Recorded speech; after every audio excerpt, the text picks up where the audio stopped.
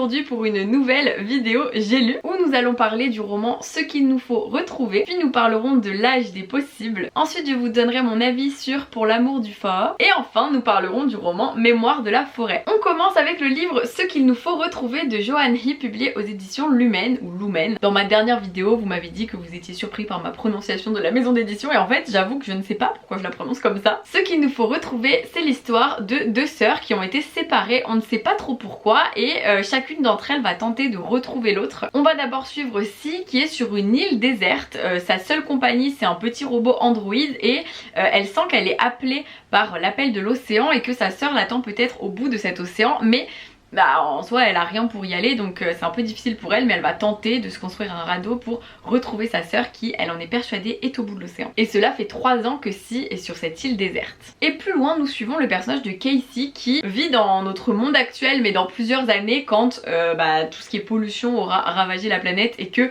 pour survivre il y a des écocités qui ont été construites au-dessus de la terre et qui permettent de consommer beaucoup moins de toutes les énergies possibles que nous puisons sans cesse à notre planète. Et Casey elle pleure la disparition de sa sœur qui 3 mois plus tôt a pris un radeau et n'est jamais revenue depuis et donc est probablement décédée. Sauf qu'un beau jour Casey va repérer la présence de Celia en ville et elle va décider de partir à sa recherche. C'est un roman où les chapitres sont alternés entre Celia et Casey et du coup on va avoir un chapitre par un chapitre, et c'est vrai que au tout début j'ai tout de suite préféré les chapitres de Celia qui est sur l'île déserte. Je trouvais que ça avait un petit air de Lost, tout ça, vous voyez, genre perdu sur une île, on doit se débrouiller. En plus je regarde Koh Lanta en même temps donc du coup c'était assez rigolo parce qu'il y avait des trucs qui étaient un petit peu similaires donc je trouvais ça très drôle. Et les chapitres de Casey étaient très intéressants mais très denses, et c'est vrai que j'avais un peu plus de mal à m'attacher à ce personnage. D'ailleurs je ne me suis jamais attachée à ce personnage, mais c'est fait exprès, enfin l'autrice a un peu fait exprès je pense. Mais du coup c'était un peu plus difficile d'être à fond dans les parties de Casey, même si ça m'intéressait, c'est que je comprenais pas tout, je visualisais pas tout. Mais au bout de 100 pages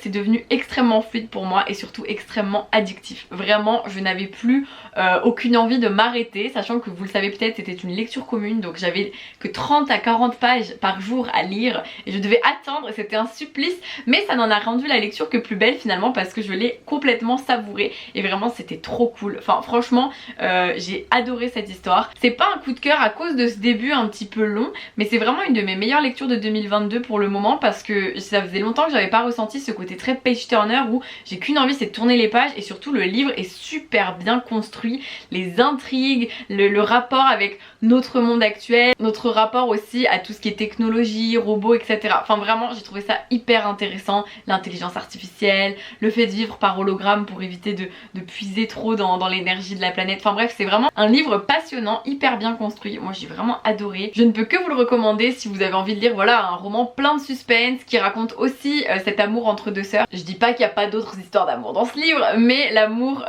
entre sœurs est très présent et a une place de choix dans ce livre, donc vraiment lisez-le. Enfin franchement c'est un trop bon livre, je suis trop contente, ça faisait longtemps que j'avais pas lu une si bonne dystopie, science-fiction, tout ça quoi, et là pépite. Puis j'ai lu un petit roman coup de cœur, L'âge des possibles de Marie Charte, publié aux éditions L'école des loisirs. Une petite histoire qui m'avait été recommandée, souvenez-vous, dans ma vidéo J'achète un livre par librairie à l'époque. C'était en 2020, je ne l'avais toujours pas lu et là je me suis enfin lancée parce que le résumé me faisait très envie. Je trouve le concept de cette histoire absolument génial et en même temps ça fait se poser beaucoup de questions. C'est l'histoire de Saul et Rachel qui font partie de la communauté des Amish et tout leur avenir finalement est tracé, leur vie est une ligne droite, sauf que avant d'intégrer à vie la communauté des Amish, ils doivent faire leur Rumspringa, c'est-à-dire que ils vont aller dans le monde réel entre guillemets pour voir tout ce qu'ils vont entre guillemets manquer dans leur vie en entrant chez les Amish, même si c'est pas vraiment vu sous cet angle, mais finalement c'est pour qu'ils soient sûrs de leur choix.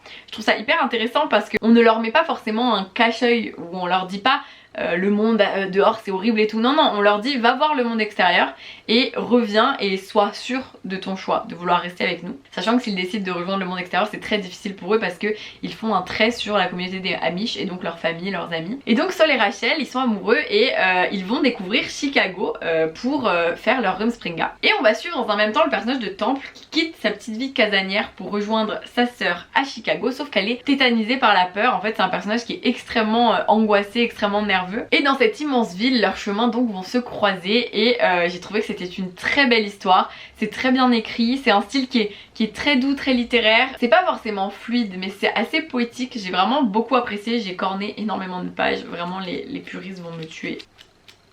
Désolée. Mais vraiment il y avait tellement de belles phrases, enfin j'ai trouvé ça incroyable. J'ai trouvé que c'était une merveilleuse lecture justement qui se nomme L'âge des possibles, pour montrer que à l'adolescence, lorsqu'on est jeune adulte, on a encore un champ de possibilités immense sur nos choix de vie, et certaines rencontres peuvent justement amener ces nouvelles possibilités, et finalement la vie entière est un champ de possibles évidemment, mais à l'adolescence et surtout lorsqu'on est dans une communauté comme celle des Amish, les possibilités, ça a un impact très particulier sur notre futur, et je trouvais ça super intéressant comme lecture. J'ai vraiment trouvé ça très touchant. On n'est pas du tout sur un livre qui nous met au cœur de la communauté Amish, pas du tout. On est plutôt sur des personnages qui font le parallèle entre leurs deux vies, ce qu'ils vivent actuellement et ce qu'ils ont vécu toute leur enfance. J'en dis pas plus. C'est un peu un livre qui m'a aussi brisé le cœur pour bien des raisons, mais j'en dis pas plus. Ça fait sourire, mais ça fait un petit peu pleurer aussi, je trouve. Puis j'ai lu Pour l'amour du Fa'a de Loan Lee, publié aux éditions Akata dans la collection Young Novel. Merci Christiane dans son vlog qui nous explique comment prononcer le mot Fa'a, même si je ne suis pas sûre de le dire très bien, c'est déjà ça.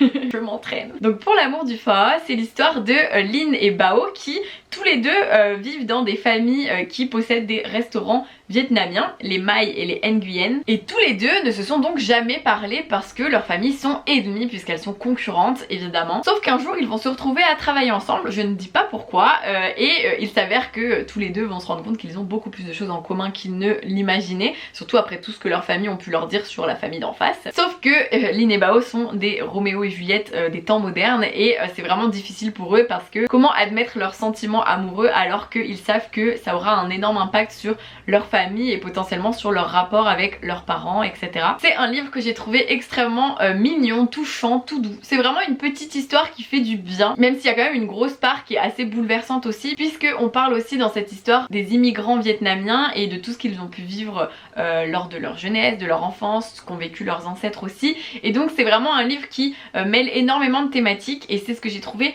hyper intéressant parce que déjà c'est enrichissant pour nous les lecteurs et lectrices qui ne sommes pas forcément concernés. Pour celles et ceux qui sont concernés, c'est super bien d'être représenté aussi dans un roman young adulte, parce que je pense que c'est le deuxième roman que je lis avec des personnages vietnamiens alors que je lis beaucoup de livres young adulte, donc ça montre qu'il y a encore un manque de représentation. Donc c'est vraiment très bien que des livres comme celui-ci soient traduits en France. Et puis surtout ça pose beaucoup de questions sur l'adolescence, sur nos envies d'avenir, sur notre quête de soi, d'identité, etc.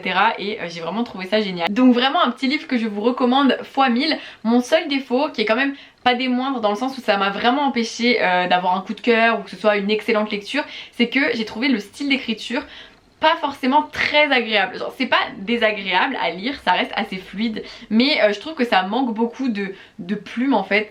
Alors peut-être que ça vient de la traduction. En effet, quand il y a une traduction on peut pas vraiment juger le style de l'auteur ou de l'autrice, et d'ailleurs j'ai des personnes qui m'ont dit qu'ils l'ont lu en VO et qu'ils pensent que ça vient de la traduction, mon avis, parce qu'ils n'ont pas eu ce sentiment là. Moi je l'ai eu, et en fait ce qui m'a le plus marqué c'est que dans cette histoire l'art a une place très importante, notamment l'art, la peinture, etc., mais aussi l'art de l'écriture.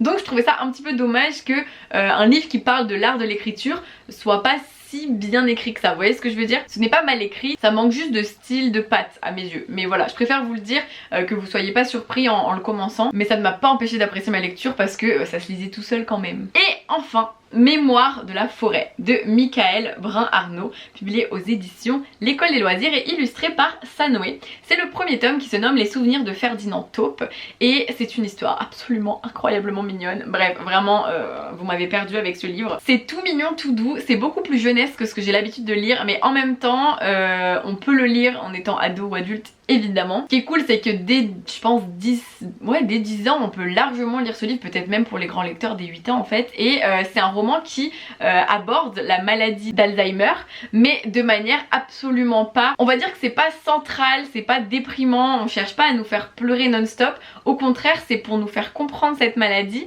mais par un univers qui est totalement absolument adorable, trop mignon, qui sort de l'imagination de l'auteur, mais qui est juste un endroit où on aimerait vivre nous aussi. Nous sommes dans la forêt de Belle-Écorce, et Archibald Renard il a une petite librairie absolument magnifique où les gens viennent en fait déposer leur propre livre, c'est-à-dire que chaque personne peut déposer le livre qu'il a écrit et espérer un jour que quelqu'un l'achète, et donc c'est une librairie qui se nourrit des histoires des habitants de la forêt. Je trouve ça incroyable déjà, l'idée de base. j'adore. Et Ferdinand Taupe, c'est un personnage qui perd la mémoire de plus en plus et il décide d'aller acheter son propre livre à la librairie, enfin d'aller le retrouver en tout cas, pour se souvenir de ce qui s'est passé dans sa vie et il est à la recherche de quelqu'un. Et Ferdinand il va du coup demander à Archibald Renard, le libraire, si il peut récupérer son livre, sauf qu'il s'avère que le livre vient tout juste d'être vendu à quelqu'un d'inconnu, donc impossible de savoir qui l'a récupéré. Ils vont donc tous les deux partir en quête des souvenirs de Ferdinand Taupe et c'est vraiment une très belle histoire.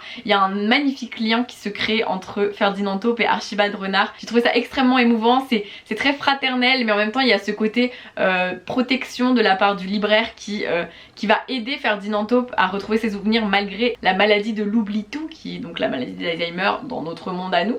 Oublie tout, c'est plus joli je trouve. Et qui va donc l'aider à aller au bout de cette quête et durant cette quête ils vont croiser de nombreux lieux et de nombreux personnages qui vont être hauts en couleurs, en joie, mais aussi en souvenirs tristes peut-être pour Ferdinand Taupe, mais je n'en dis pas plus. C'est vraiment une histoire toute douce, c'est très bien écrit, on est emporté par l'histoire, ça se lit extrêmement vite évidemment, même si en fait c'est écrit plus gros que ce que j'ai l'habitude de lire. Il y a quelques illustrations, il n'y en a pas tant que ça, je vais pas vous donner l'impression qu'il y en a une par page, mais elles sont sublissimes. Vraiment, déjà que le texte en lui-même est magnifique et très visuel, c'est-à-dire qu'on visualise très bien tous les lieux sublimes que Archibald Renard et Ferdinand Taupe croisent, mais en plus grâce aux illustrations on peut d'autant plus, typiquement ça c'est une des illustrations que je préfère, ainsi que celle de la librairie. Wouh, la librairie de Belle Écorce est juste sublissime, je veux aller dans une librairie comme ça. Et si vous ne le saviez pas, Michael Brun-Arnaud c'est le responsable de la librairie Le Renard Doré que j'adore, donc on voit que le libraire a laissé une grande empreinte de lui dans cette histoire puisque le personnage principal est libraire aussi. J'ai trouvé que c'était drôle parce qu'il y avait pas mal de petites pointes d'autodérision, ça m'a fait beaucoup rire. C'est vraiment un très beau livre, tout doux,